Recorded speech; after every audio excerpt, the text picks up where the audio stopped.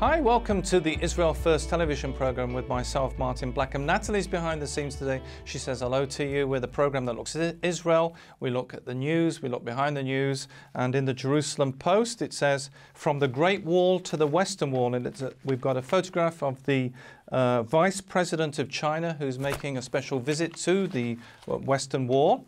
And then also in the Jerusalem Post, this is a special feature, and it says, Jerusalem, the global capital of tourism security. And we've got a picture of Israeli border police right in the area where the Vice President was, the Western Wall, and just above is the area called the Temple Mount. And that's what we're going to be talking about today.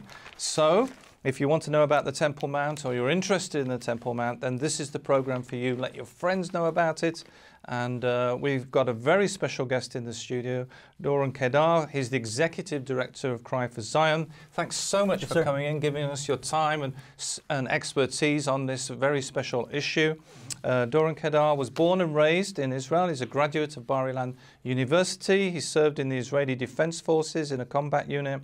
Currently serves in the IDF Reserves. He's for many years specialized in personal protection security. Today, Doron is working for Cry for Zion Initiative, a movement that supports the Jewish people's rights to sovereignty over the Temple Mount. He's been featured in the Times of Israel, Israel Today, and Breaking Israel News. He produces the Israel Update and Temple Mount Report for television and has appeared on Israel TV Network as well as God's Learning Channel. And it's fantastic to have you today. Thank you so much. And just to kind of start us off, Doron, the reason why you're here today is because you did a very special conference, which maybe you can just quickly tell us about. It was the Temple Mount Convention 2018. It was held at the Menachem Begin. It was at the Heritage Center. So maybe you can tell us just a little bit about that, and then we'll get straight into the big issue of the Temple Mount. Yeah, sure. Basically, this year we had our first Temple Mount Convention, dedicating all our research that we've been gathering for many years and different contacts that are experts on the Temple Mount, and basically asked them, would you please come and be keynote speakers, each one in their respective fields of expertise, to address the Christian world mainly about the Temple Mount. And I'm so, just going to say, you know, that, and you're asking the same question. Just to give you at home an understanding of where the Temple Mount is, because you did a whole conference about it. So yeah. I think it's very important we explain its geography. Yeah. If you visit Jerusalem, and the normal place is the old city, and then on tours, and then the other place that you very likely will go is the Western Wall, and then the Temple Mount is the esplanade, the area above the Western Wall. Exactly. So the Western Wall is one of the outer retaining walls that King Herod built and expanded actually the Temple Mount. It was expanded in different periods, not just his time. And that was the final expansion project, which is still standing today. In fact, because of his incredible building engineering, those stones still stand, because basically what happened is the Romans destroyed the whole of the Temple Mount, and then they started to also try to destroy and take down the retaining walls. And what happened is, and you see that in the lower part of the Western Wall, if you take a look as you're coming to the Western Wall, you'll notice there's a pile of stones, big, large stones that the Romans pushed over. And then you see the wall is actually rebuilt afterwards. So there's smaller stones that were replacing the ones that were taken down.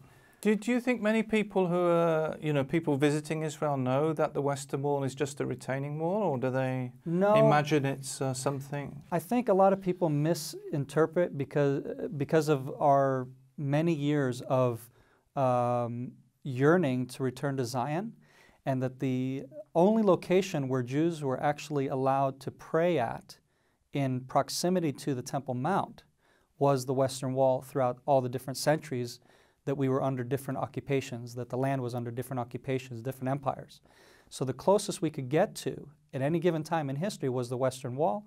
So therefore the myth kind of went out around the world that this is the important kind of this holy site to us, which really it's not. It's what's on the very other side of the wall. Right, and it's very interesting. It's a bit like Jewish people going to a wall next to a synagogue.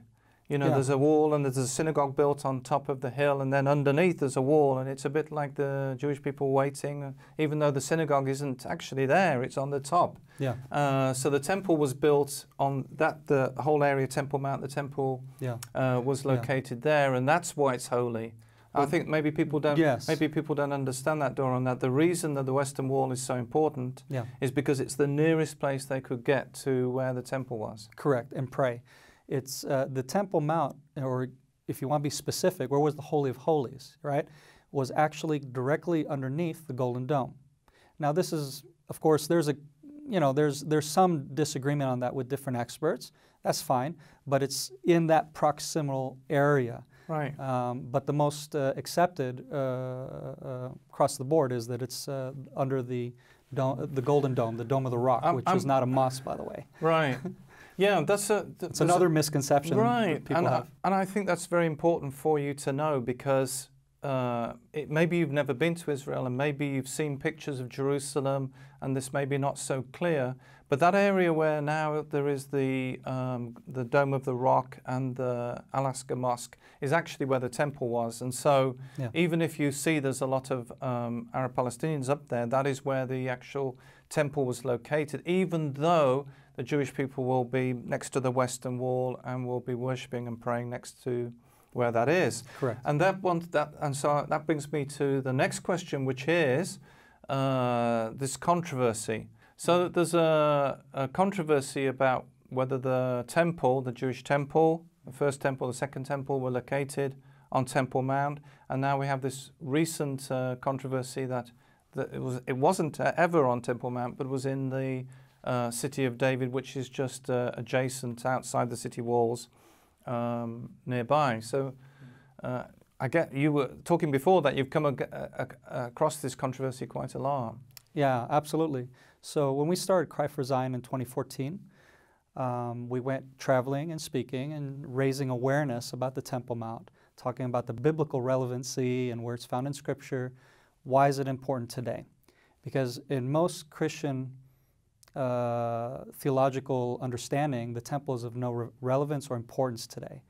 And so I found that the best way that we're going to be effective in our mission, which is to establish Jewish sovereignty on the Temple Mount, meaning Jews will have the ability to pray on the Temple Mount legally and according to the law of the land, actually, and according to the peace treaty that we have with Jordan, actually, and that was written in 1994. Article 9.3 says that there should be exercise of freedom of worship for the three monotheistic religions in all of their holy sites. The only exception is the Temple Mount, technically. We can throw in Joseph's tomb, we can throw in the tomb of the patriarchs, which is a little, and also, so on. But the main controversy where it's really, you see the clash and really there's the most, you see that expression the most hardest is up on the Temple Mount. So we went out to try to raise awareness and get Christians around the world to support this cause. Because we realized as the Jewish people, we're just a few million in the world, but if we can get the Christian world to also be involved, because it is important in Christian theology, it is important in the Christian past, it was important to Jesus, it should be important to you. That's kind of the basic message. And so from trying to explain the basics, we end up running into this hoax that the temple was in the city of David, and you're misinformed, is what I was told. So apparently people were informed, but they were misinformed before I even got to them. Because the same year, there was a book published with this hoax written by Robert Cornuck, who claims that the temple was in the city of David.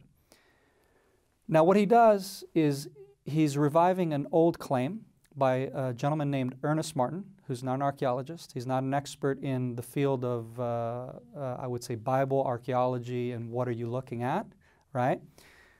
Because it's, for example, if you take a surgeon and you put him into my field of expertise, which is defense, and they start to make certain assumptions of why we're doing different techniques and tactical, maneuvers, and he makes an assumption, says, well, I think that you're doing this because of, from a, his background, he's probably not going to understand what exactly we're doing, and he's going to come up with some weird, opinions, and we would all laugh, and say, no, that's not what we're doing, actually. It is for me, it's laughable, really, Doron. Yeah. I mean, it shouldn't be laughable because it's, maybe you've been under this misunderstanding and you're watching the program today that the temple was in the city of David, but it's laughable because it's like the Jewish people have been focusing on the Temple Mount, not just since they got back in 1967 and not just since Israel was a nation in 1948, but for centuries there have been, Jewish people coming to Jerusalem.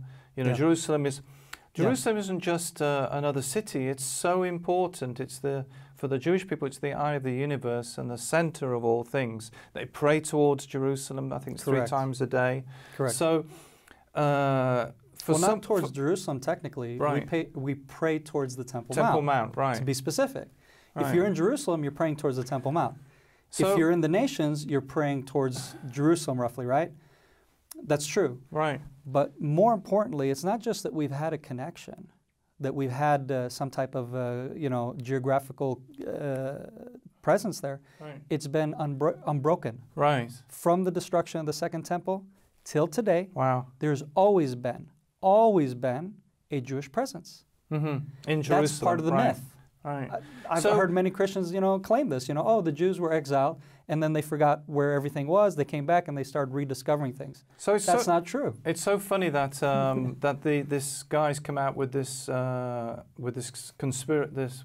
This I call it a hoax because that's what it is. Hoax of the temple being outside of the Temple Mount because so many archaeologists and we'll maybe get into that in a minute. So much. Archaeologists have looked into this, have studied the Temple Mount. Yeah. There's British, during the Mandate, there was British archaeologists. Yes. Many people have come to Israel and done mapping of the area. Yeah. There's tunnels there. Or the rabbis know there's things there. Correct. There's all of this background, and yet this guy comes out with this ridiculous theory that it's outside. Well, he didn't come up with it. He's reviving the hoax. Right. He's reviving the theory that Ernest Martin had, and he published his book in 2000. And Ernest Martin actually, at least I give him credit because he actually, according to his claim, worked with some of the top archaeologists that were excavating the Temple Mount and the city of David at the time. And this is before things got really hairy with the Islamic Waqf, where today you can't do any type of archaeological excavations. So early on, when Israel regained access to Jerusalem, the Temple Mount, the city of David started to be excavated, then there was a lot of really important discoveries like you pointed out. But here's what's interesting. The city of David, on the other hand, has been the most excavated archaeological site in Israel, hands down. Wow. And yet, we have not had one archaeologist, not one, okay? I'm not talking about the people who come and make claims who come from abroad. I'm talking about people who spend their lives with their hands in the dirt. This is their expertise. They know what they're looking at. Not one has found any archaeological evidence to a temple, a Jewish temple, being in the city of David. Wow. There's been an altar that was found by one of the top archaeologists in the city of David today. He makes an assumption that it's the altar of Melchizedek. That doesn't have anything to do with the temple. Wow. Also. But what they do is they take his find and they say, see, this is where the temple was. It has to be. Well, that's not true. Right. And it's completely unrelated to the Temple Mount. Because who gets the revelation, by the way, of where the temple should be? That's the important question you need to ask. Right. King David. Again, and when you lean on Jewish tradition as well, you'll see how clear this is. King David gets the revelation with the prophet Samuel. Mm-hmm. The prophet Samuel and King David, they both discuss the plans, this Jewish tradition, and then afterwards it's passed on to King Solomon who's to build it. So King David does all the preparations, the plans, everything, and then we see in Chronicles where he reveals the plan to his son and says, basically, here you go. And God revealed to me the location, where it should be built. Right. Yeah. So, I mean, to go back to Melchizedek is so nonsensical, actually. Right. And say, you know, that's connected. It's not. Right. And if there was an altar, it's nothing to do with the temple for Melchizedek. So I think it's very important. If you've just joined us, we've got Doron Keidar from Cry for Zion. Very exciting issue of the Temple Mount. And just to give the folks, just to give you a bit of background, why it's difficult to visit the Temple Mount. It's now, there's a mosque up there. Mm-hmm. Maybe you can tell us a bit about that. Yeah. There's a mosque, and there's the Dome of the Rock, and there's a lot of Palestinians. What's going on up there? There's a lot of Palestinians, yeah. Well, basically today, the political situation is deteriorated up on the Temple Mount. The Palestinian community has decided to politicize the location, not because it's an important Islamic site in the history of Islam. In fact, Islam tried to make it, or certain groups within Islam tried to make it a place of importance, and they failed, okay? Part of it was the building and the construction of the Dome of the Rock, the Al-Aqsa Mosque, and all to no avail, okay? So Muslims just were not interested. They didn't buy into it. So history goes by, time goes by, different empires come and go. And then there's the Turkish Empire. They're the last ones that were ruling in Jerusalem, and still they did not make Jerusalem or the Temple Mount a place of importance for 500 years.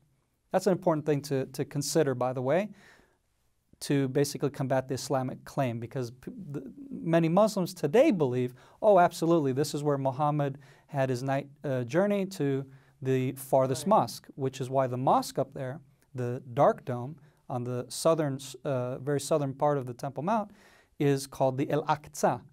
They call it the Al-Aqsa because it depends how you want to use the term, but basically it's on the edge or the farthest, okay, which is actually even used in Hebrew, by the way, katzeh.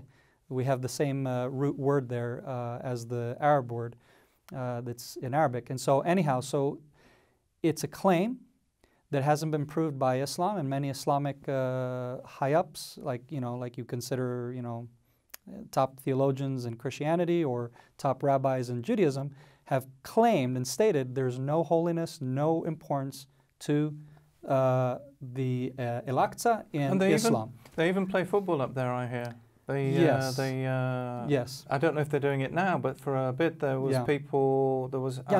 Arab children playing football on the Temple Mount. Well, there's a school, an Arab school, just adjacent to the Temple Mount on the northern part, and so many of them in the recess and breaks and whatever, they'll come in and they'll play around there. So when it's not like a mosque or a synagogue, so to speak, where you want to, like a reverence. The reverence is towards where they're praying, which is Mecca. Right. Now, when you come to visit Israel, and I hope that you get that opportunity, they go up to the Temple Mount, and you can be confused because, instead of seeing rabbis and a synagogue, you see Arabs and Palestinians immediately. So maybe you can tell us a bit about, why is that? Why aren't we seeing rabbis in the synagogue? Right. Well, what happened is, even though it's the holiest place in Judaism, it's actually the holiest place in Christianity. But like I said, unfortunately, a lot of Christians have missed that importance throughout time because of misinterpreting certain traditions that crept into the church, okay? That were anti-Semitic, actually. And so, but if you look at the New Testament, you look at what Jesus had to say, you look at Judaism, and you look at what the Tanakh has to say, the temple is of utmost centrality. It's the most important place on the earth. Why we don't have any religious expression up there is actually because after 1967, with the attempt to try to appease the world, the international community at the time, and the Islamic world at the time, our defense minister, Moshe Dayan, took upon himself and said, we're going to give full access to Islam up here. There's not going to be any Jewish prayer up here. He actually stopped the Jewish prayer that had been revived since the destruction of the temple, which was huge, by the way. And so he took all that away, said, no, you guys, you rabbis, all you need to leave. and basically gave full reign to the Muslim religious freedom of worship. And then, like I said, the Palestinians politicized the location, and with time it became more aggressive towards anyone else, to the point where they don't want anybody praying up there, anybody showing any expressions of faith up on the Temple Mount, only for Muslims. But technically, it's under Israeli sovereignty. Okay? The government of Israel has full sovereignty on the Temple Mount. It's just not being exercised. We're giving what's called the Islamic Waqf, which is actually via Jordan. So they're Jordanian salaries and paid and all that. So Jordan has the custodianship, if you will, on the religious matters for Islam up on the Temple Mount. And that's why you see the insane reality that we face today. They give, I was going to say, you have had personal experience, I guess, of visiting there, and sure. They give you a hard time. Yes, if I have my kippah on or my tzitzit exposed as a religious Jew, then yeah, I'm going to get hackled, most likely.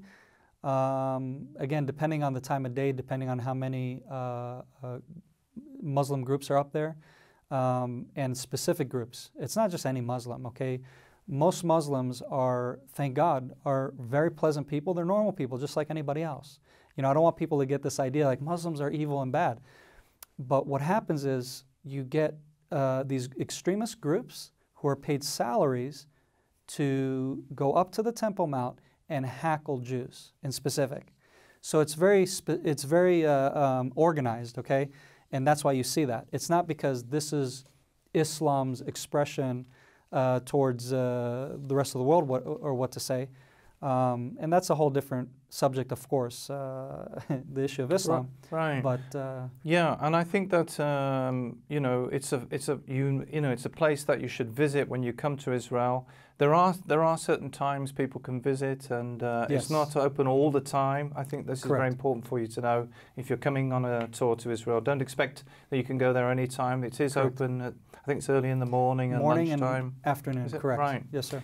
And you have to make sure that you arrive early, because there's a big queue, and other people have said, well, I got there and I couldn't get in because there was a queue in there. Yeah. So you've made history with this Temple Mount conference. You had many speakers there, and I think people can even see some of the sessions, or is that possible? Yes. If you go to our website, tmjc.org, that's the convention website, and on that website, you'll see all the links to all the sessions, because we uploaded the whole conference, but in the speaker sessions, right? So each speaker individually, you'll see the links to those. Right, fantastic.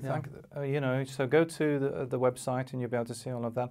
And you know, you've obviously got a support page. If you're interested and you'd like to support Cry for Zion, there's a web page they can go to, a donate page. It's the cryforzion.com. And you just click the donate button, and they can support us, absolutely. Fantastic. And you brought some resources into the studio today. I did. I have, well, for one, I have the Tanakh, because this is where I get my inspiration from on this issue. The Hebrew Tanakh. The Old Testament, if you don't know. The Old Testament, and that's important, because if you want to talk about this issue or any other biblical issue, and you start to argue the translations with people, well, it depends on what that translation is saying, you know. And so here it's very clearly that we're commanded to build a temple to God. And the purpose of it is so that He may dwell within us. That's what it says. It says, build me a temple so I may dwell within you. Wow. Yeah. So that's the purpose of the temple. And you've got some other books as well. Yeah. Well, we have Lean Rittmar's book, Jerusalem, the Temple Mount, which is the short, small version of what he has, which is the quest, if you want to get the whole beef of his research of the Temple Mount when it was allowed at the time. And then I have also The Joy of the Whole Earth, which is for Christians. He's a Christian Bible teacher. That's where his background is from. And this is probably one of the best resources you'll get, giving you the history of Jerusalem, past, present, future. And if you're watching, if they would you'd like more information about the books, then email us at info@israelfirst.org, and you can also go to Cry. I'm sure you could go on the website and ask if you. Because I know what you're going to say. You're going to say, I didn't get time to get all those books down. I'm very interested in getting those books. Yeah. We have a lot of people after the program say, where can we get the book? It's on our website. We advertise all the recommended resources. Right, so go to... Because we don't sell them, but we recommend them. If you want a good resource, this is it. Right, so if you go to cryforzion.com, yes, sir. and then they can go to the resource page, and all the books are there to enable you to talk about the Temple Mount to your friends. Now, just one final thing on the Temple Mount is for Jewish people. One of the issues, well, there's a few issues, but one of them, there's ritual impurity, and then there's maybe they could tread, maybe by accident, and even maybe for some of the people who are Christian who wouldn't want to do that, treading on the Holy of Holies or on the temple, where the temple was. Is that possible to avoid those particular things? Well, you held the resource called Arise and Ascent. That's a book that I highly recommend for people who are visiting the Temple Mount, to take that as their guide, because Rabbi Glick pointed out very beautifully with a map as to where you can go and where you shouldn't. And so that's what we do. We take the kosher tour to refrain from treading on the areas that you should not tread on as a Jew. And I believe also for Gentiles, by the way, I think that's the same. I know many Christians don't necessarily believe that. But to me, what's holy to God is holy to God. Thank you so much for coming in the studio today and giving us your time and expertise on the Temple Mount. Very, very interesting subject. Do further research about the Temple Mount. Visit their website, cryforzion.com. If you've got any questions about the program, and we love to receive your emails, then do email us at info@israelfirst.org. Visit the website, www.israelfirst.org. And remember, we're the program that looks at the land, the people, and the language.